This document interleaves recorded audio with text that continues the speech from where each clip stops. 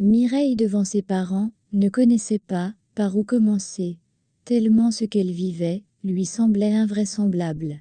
Mais elle avait déposé le pour comme le contre et savait que c'était ce qu'elle avait de mieux faire. En parler avec une amie, trop dangereux. Il en valait tout de même de ses enfants. Les seuls qu'elle voyait susceptibles de l'écouter sans jugement étaient ses parents. Elle commença donc à parler de ce qui s'était passé, de ses découvertes, de ce qu'elle ressentait et du tournant que prenait sa vie. À un moment, qu'elle ne sut dire, les larmes commencèrent à ruisseler, elle ne voyait pas comment les choses iraient mieux. Sa mère, avec elle, pleurait, en se plaignant de ce qui arrivait à sa fille. Son père, lui, était resté impassible et ne disait mot. Il l'écoutait attentivement. Et quand elle eut terminé, il prit la parole et dit : « Ma fille, tu sais, je comprends que cela te choque, tu as le droit de pleurer et d'avoir mal. Mais je te demande de réfléchir correctement à ce qui t'arrive. Et de ne pas prendre une décision active. Pas seulement pour toi, mais aussi pour les enfants. À part, ce que tu m'expliques, est-ce qu'un jour, il a eu à mal te traiter ? Je ne pense pas. Il t'a toujours respecté, il a fait de toi la grande femme qui est devant nous aujourd'hui. Et je pense que cela est un signe d'amour d'une certaine façon. Pour ma part, tu ne devrais pas partir de ton foyer pour cela. Ce n'est pas correct, ce qu'ils ont fait, mais de là, tu as pu avoir 3 magnifiques enfants qui aujourd'hui font ta fierté et ta joie. » Ni sa mère, ni Mireille ne le laissa continuer ses dires, et les deux commencèrent à protester. Ni l'une ni l'autre ne voyaient pas en quoi André et sa famille l'avaient respecté. Elle n'arrivait pas à distinguer de l'amour en son geste. Comment rester sans parler, en sachant qu'à un moment ou à un autre, elle subirait encore. Et si elle concevait encore, cela voulait dire qu'elle saurait ce qui lui serait arrivé. Rester dans le foyer, oui, pour les enfants, mais à quel prix ? Pour protéger les enfants du ragot et de l'indiscrétion, elle ne voulait pas rendre cela public, mais ne rien faire était au-dessus de ce qu'elle pouvait supporter. Et son père de réitérer, la fiction et la réalité sont 2 choses différentes. Prends garde à ce que tu vas faire, je te le répète ma fille. Et de toutes les façons, la décision t'appartient, mais quelle qu'elle soit, moi et ta mère serons là pour toi. Ma maison te sera toujours ouverte. » Estimant avoir terminé, son père se leva, en passant auprès d'elle, lui posa la main brièvement sur l'épaule, et s'en alla. Ce geste ne fit pas que la réconforter, mais lui donna une certaine force. Sa mère et elle restèrent dans les suppositions, pour savoir qu'est-ce qu'elle devait faire. Pour sa mère, la solution était de ne pas retourner dans son foyer avec ses enfants. Si vous êtes arrivé jusqu'ici, et que vous avez aimé, merci de me le faire savoir en commentaire, ou à me lâcher un pouce bleu, pour motiver ma patience et mon inspiration. N'oubliez surtout pas de vous abonner, si vous êtes nouveau, et d'activer la cloche de notification pour ne pas rater de nouvelles pépites. Merci. Sauf que, quand Mireille regardait sa famille, elle ne faisait pas le poids face à la fortune de son mari, encore moins à celle de ses parents. Elle savait aussi que leur fortune ne s'était pas construite toute seule. C'étaient des gens impitoyables et vifs en affaires. Elle avait été formée à leur école, et très bien placée pour le savoir. Et si, ils s'étaient donné autant de mal pour avoir ses enfants, et d'un commun accord, elle doutait qu'ils lâchent l'affaire. Rester chez eux était non pas seulement exposer ses parents, mais aussi ses enfants d'une certaine façon. Mireille choisit après un court séjour de rentrer chez elle, et décida qu'elle devait en parler avec son mari. Et, de cette conversation, elle saura quoi faire. Le lendemain soir, du jour où elle rentra chez elle, elle resta tard au salon pour attendre son mari. Quand il arriva, il exprima sa surprise de la voir assise au salon. Et Mireille lui fit savoir qu'elle avait besoin de discuter avec lui. Il se posa donc sur un canapé non loin d'elle. Et elle commença : « André, je veux savoir ce que je t'ai fait, à toi et à ta famille, pour que tu me fasses pareille chose. Quand on s'est rencontrés, tu savais que tu ne pouvais pas faire d'enfant. Tu me l'as caché. Avec ta famille, vous vous êtes arrangé pour que je conçoive de lui. Il n'y a qu'une personne sans cœur pour faire des choses pareilles. Pendant qu'elle le confrontait, il était d'abord stupéfait qu'elle l'a découvert. Puis il a baissé la tête, sans dire mot. Mireille a continué à parler pendant une bonne heure, mais lui ne disait rien. Il ne chercha même pas à se justifier, non plus à nier, encore moins à s'excuser. Quand elle se tut, il souleva sa tête et la regarda longuement, puis se leva et prit congé, sans mot dire. Restée seule, Mireille se demanda ce qui venait de se passer. Elle avait parlé, elle avait dit ce qui lui venait du fond du cœur, il n'avait même pas réagi, et il s'en était allé. Comme ça. Mireille décida de faire chambre à part, séance tenante. Sa réaction pour elle était plus qu'effrayante. Et pour ce faire, elle devait se protéger ou se mettre à l'abri. Couchée sur le lit, ce qui venait de se passer tournait en boucle dans sa tête. Cela l'avait surpris d'apprendre qu'elle était au courant. Et cela ne changeait rien pour lui, ou ne lui faisait ni chaud ni froid. Aurait-elle dû se taire et subir? Ou en quoi avait-elle fauté? Il avait réussi à lui retourner la tête. Si bien qu'à l'orée du jour, là de ne pas trouver le sommeil, elle regretta d'avoir cherché à savoir. Elle regretta d'avoir découvert. Elle regretta d'avoir parlé. Son silence l'avait chamboulée, bien plus que les mots ou les coups auraient pu le faire. Pendant près d'un mois, ils ne se croisèrent pas dans la maison. Elle constata qu'il lui avait retiré les accès aux entreprises, qu'il lui avait retiré ses avantages. Elle n'avait plus droit, même d'utiliser les véhicules. Bloqué même les accès aux comptes des entreprises et des comptes personnels qu'ils avaient en commun. Sans mot dire, elle en fit juste le constat. Elle aussi ne put pas mot. Puis un après-midi, elle reçut la visite de la sœur cadette à André, avec qui elle croyait s'entendre, fut-il une époque. Son attitude avait changé, elle était froide et hautaine. Et ne prit aucun gang pour lui dire que la famille était au courant de tout, et on lui demandait de se ressaisir et d'arrêter les enfantillages. Sinon elle pouvait être sûre qu'elle n'appréciera en rien le cours des choses. Mireille resta pantoise et ne sut même pas quoi dire. Ils abusaient d'elle, ils l'acculaient, lui retiraient tout, ils venaient maintenant la menacer. Et ils voulaient rendre illégitime le fait qu'elle se plaigne. Mireille avait déjà passé tellement de nuits sans sommeil, que là elle choisit de mettre cette scène dans une partie reculée de son cerveau, et de ne plus y penser. Mireille et André continuèrent à se croiser au couloir de la maison, seulement le week-end. Ses sœurs continuaient à lui demander de se ressaisir. Et de comprendre que ses agissements lui faisaient perdre la raison. Seuls ses enfants arrivaient encore à la faire sourire, supporter, être forte, ne pas se coucher sans se relever. Elle subissait les pressions de tous les côtés.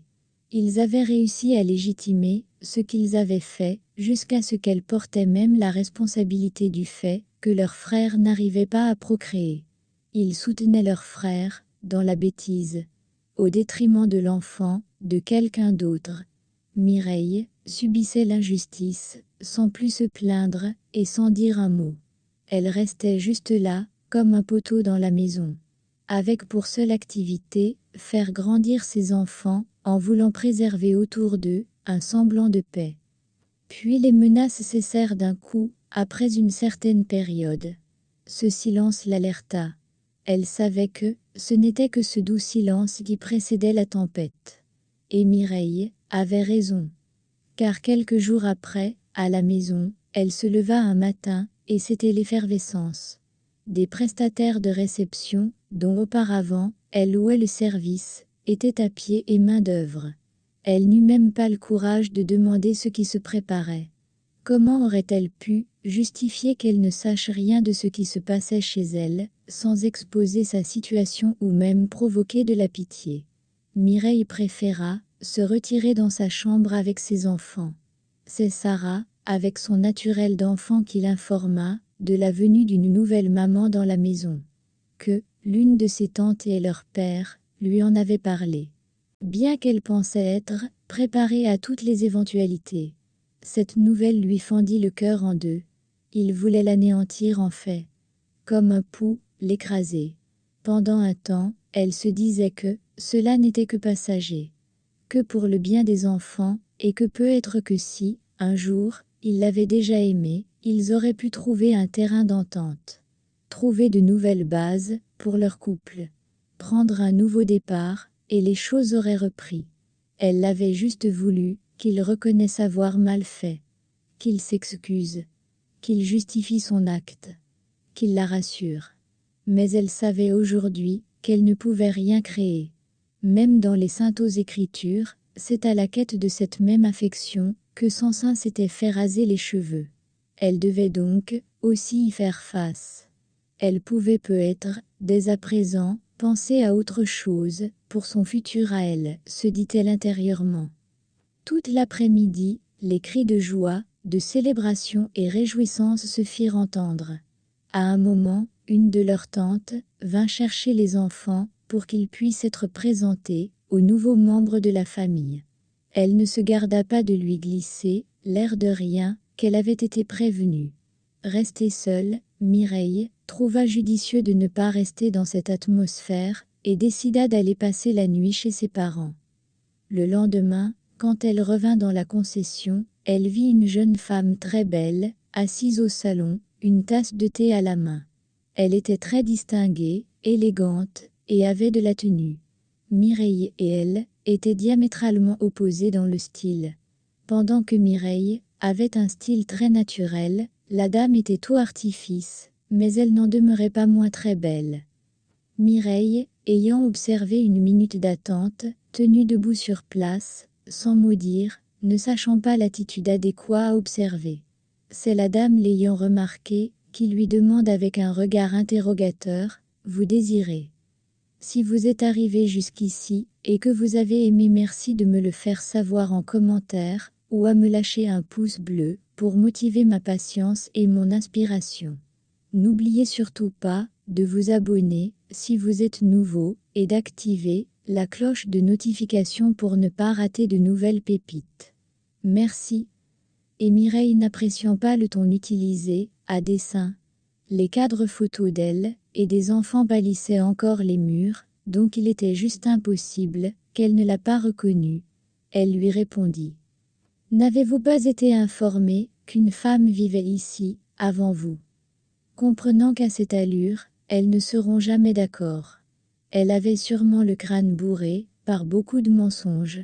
Mireille choisit de prendre congé et de s'en aller dans sa chambre.